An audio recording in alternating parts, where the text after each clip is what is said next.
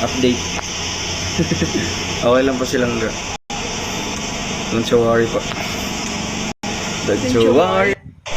Yo, what's up mga kababayan, mga kalingap? Welcome back muli sa aking munting channel. Ako po ang inyong host, walang iba, Kalingap Auriada ay muling nagbabalik. Isang mapagpalang araw ng Miyerkules po sa ating lahat. Nawa ay nasa mabubuti po kayong mga kalagayan habang pinapanood ang video na ito, no? At alam nyo ba mga kababayan, mga kalingap, na itong si Dodong Roel ay mayroong pinanghihinayangang isang bagay.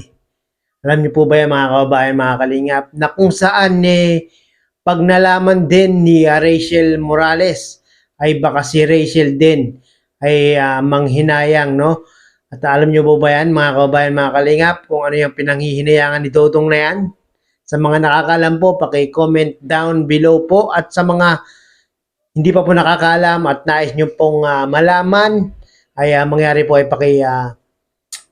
continue ang panonood ng video na ito, no? At bago po ang lahat, baka meron pa pong hindi nakasubscribe kay Kuya Bal Santos Matubang, Kalingap Rab, Roel Malalag at Rachel Morales. Subscribe po natin sila, suportahan po natin ang kanilang mga channel para makatulong po tayo sa kanilang programa at adhikain. Yan po ang paglingap sa ating mga kababayan. No? So ito na mga kababayan, mga kalingap, ang video na kung saan itong si Dodong Roel ay talagang nanghihinayang kung mangyari ang bagay na ito. Panoorin po natin mga kababayan, mga kalingap. Ayan. So ayun mga kalingap, no? Dito po tayo sa ano to? Plaridel Basod. Anong purok nyo? Prokono. Papasukin mo muna. Pumasok ka. Kuya. Oh. So ayan po, no. Nakapag-inquire pa pala kayo ate doon sa munisipyo nyo. 850 daw nga po ang saro. Isang bata. Oh. Kailangan din ng ano. Di ba ano na lang yun siguro? PSA na lang. Hindi pa Or po. birth talaga. Ano po Birth ka na. certificate talaga. I-register po. Register talaga sila. So ayun po, no, ha. Yan, nakapag-inquire na pala si Atis doon sa registrar doon sa munisipyo. At yun po ang isang bata, nagkakalaga po siya ng 850 bawat isa, no, para magkaroon po sila ng birth certificate. Kasi isa yun sa pinaka-importante mga kalingap, magkaroon po niyan para makapasok na yung mga anak mo, ano po, makapag-aral na.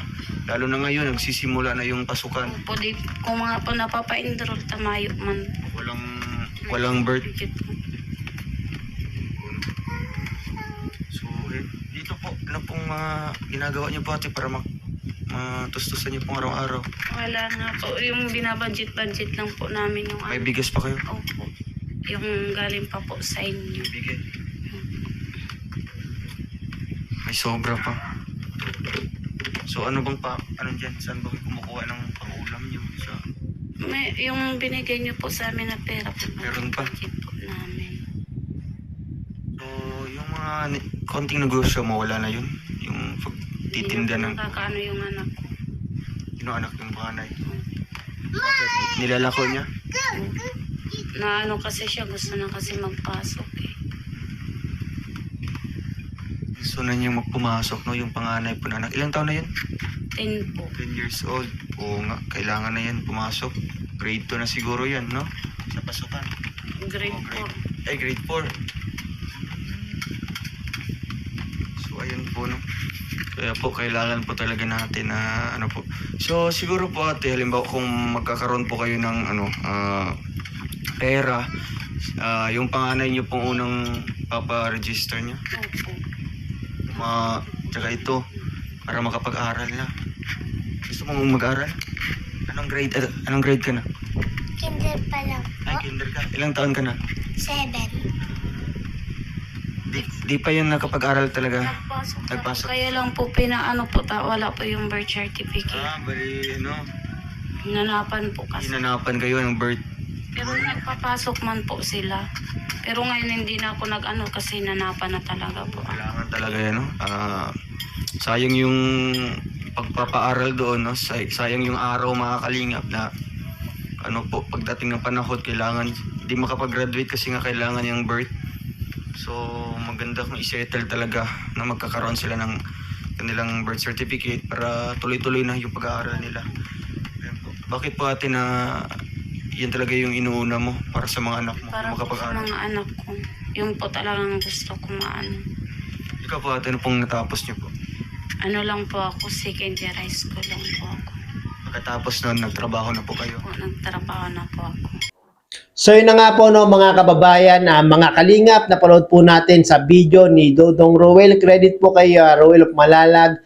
At muli na naman tayo kumuha o gumamit ng kanyang maiksing video clip para gawan ng reaction video at para ikalat, para i-share yung kanyang magagandang gawa, yung kanyang mga charity works at yung kanyang pagtulong at paglingap sa ating mga kababayan. No? At sa video nga pong ito mga kababayan, mga kalingap, na itong si Dodong Rowel ay talaga namang nasasayangan, nangihinayang dahil nga po itong apat na anak ng kanyang bagong beneficiary ay apat po ang anak, no? Ay walang mga birth certificate at dahil nga po sa kawalan ng pera, sa kawalan ng hanap buhay ay o kulang yung may hanap buhay pero hindi sapat sa kanila, no? Kaya nga po hanggang ngayon ay hindi pa rin nakakakuha ng birth certificate yung kanyang apat na anak at dahil sa walang birth certificate ay hindi po nakakapag-aral itong mga batang ito, no? Ngayon nga ay nag-start na yung school at yung kanyang mga anak ay hindi pa nakakapag-enroll dahil wala nga daw pong birth certificate. At maalala ko lang, no, nung nakaraang nag-enroll ako ng aking anak, yung aking anak ay kinder, ay talagang kailangan yung birth certificate bago bago ma-enroll, no? Kung wala kang birth certificate ay hindi po i-enroll talaga ang iyong anak. Mahigpit na po ngayon mga kababayan, mga kalingap, no? At sana po ay yung mga nanay dyan, yung mga magulang, sana po ay kunan nyo ng birth certificate ang inyong mga anak. No, pagkapanganak pa lang, unahin nyo na agad yung kanilang birth certificate. Kung wala mang pera, ay inyong munang ipangutang. At huwag nyo pong hahayaang mga walang birth certificate ang inyong mga anak. No? Dahil sila po ang talagang nagsasaper. Katulad na lang po nito, no, imbis na makapag-aral yung kanyang mga anak, ay natitigil po sa pag-aaral dahil nga po sa kawalan ng birth certificate. At siyempre, pag nalaman naman ni Rachel to, itong nangyayaring ito, no, ay siyempre si Rachel ay katulad ng nararamdaman ni Dodong Rowel, si Rachel ay manghihinayang din, no. Dahil nga po si Rachel, alam niyo naman, talagang porsigido sa kanyang pag-aaral at talagang gustong makapagtapos sa kanyang pag-aaral. Na pag nalaman niya to, syempre talagang kahit sino naman, kahit sino naman makapanood ng video na ito ay talagang masasayangan, manghihinayang dahil nga po hindi nakakapag-aaral itong mga anak ni ate, no. At pasalamat tayo kay Dodong Rowel. Dahil kay Dodong Rowel ay nalilingap niya, natutulungan niya itong pamilyang ito, no? At ngayon nga po ay mayroong mga nagbigay na sponsor para makakuha na nga po ng birth certificate itong si ate at para ma-enroll at para makapag-aral na po yung kanyang mga anak, no?